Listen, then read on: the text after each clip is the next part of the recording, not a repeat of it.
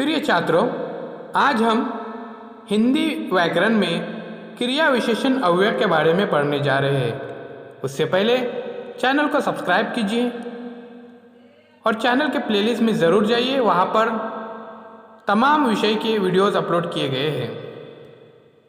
तो आइए बच्चों जानते हैं क्रिया विशेषण अव्यय। डेफिनेशन देखिए, क्रिया की विशेषता बताने वाले अव्यय को क्रिया विशेषण अव्यय कहते हैं। देखिए एक बार फिर से, क्रिया की विशेषता बताने वाले अव्यय को क्रिया विशेषण अव्यय कहते हैं। तो आइए बच्चों इसको हम कुछ उदाहरण की मदद से समझने की कोशिश करते हैं। उससे पहले चैनल को सब्सक्राइब करते हैं, वीडियो को लाइक करते हैं और इस वीडियो को ज़्यादा से ज़्यादा शेयर कीजिए। तो आइए बच्चों जानते हैं कुछ उदाहरणें। उदाहरण क्रमांक 1, नीचे दिए हुए वाक्य पढ़िए। 1 नंबर है, मैं ऊपर चढ़ने लगा। यहाँ पर देखिए ऊपर को अंडरलाइन किया गया है। उसी तरह से चंदन ने आज सभा बुलाई, तो यहाँ पर आज को अंडरलाइन किया गया है। उसी तरह से पानी तेजी से बह रहा था, तो तेजी से इसको अंडरलाइन किया गया है, रेखांकित किया गया है। हाथी बहुत खुश हुआ, तो यहाँ पर हाथी कितना खुश हुआ? बहुत खुश होता है।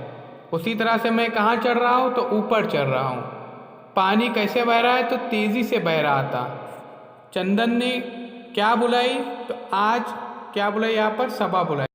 तो प्यारे बच्चों देखिए यहाँ पर उसी तरह से हाथी बहुत खुश हुआ, तो हाथी कितना खुश हुआ? बहुत। तो यहाँ पर बहुत को रेखांकित किया गया है।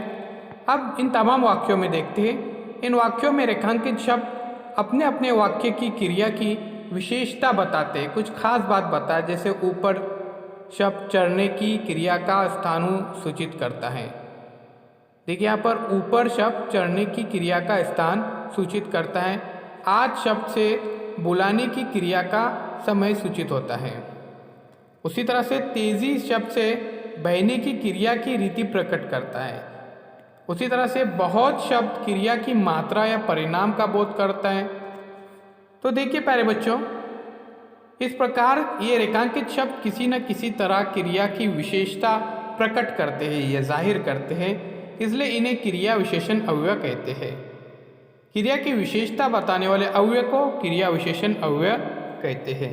तो प्यारे बच्चों, हम अब देख रहे हैं कुछ क्रिया विशेषण अव्यय, जैसे काल सूचक कल, अभी, कभी, उसी तरह से अब, तब, जब, हमेशा, शायद, यदि। तो प्यारे बच्चों ये अलग अलग है, ये क्रिया विशेषण अव्यय। उसी तरह से स्थान सूचक अव्यय पास, दूर, यहाँ, वहाँ, ऊपर, नीचे, अंत में, सामने, आसपास। उसी तरह से रीतिवाचक तेज, धीमे, धीरे धीरे, फौरन, अचानक, यकायक। उसी तरह से एक साथ, अवश्य, लगातार। तो प्यारे बच्चों ये थे रीतिवाचक अव्यय। अभी हमने देखिए स्थान सूचक अव्यय, रीतिवाचक अव्यय, उसी तरह से काल सूचक अव्यय। तो प्यारे बच्चों इस वीडियो में हमने देखिए क्रिया विशेषण अव्यय के बारे में।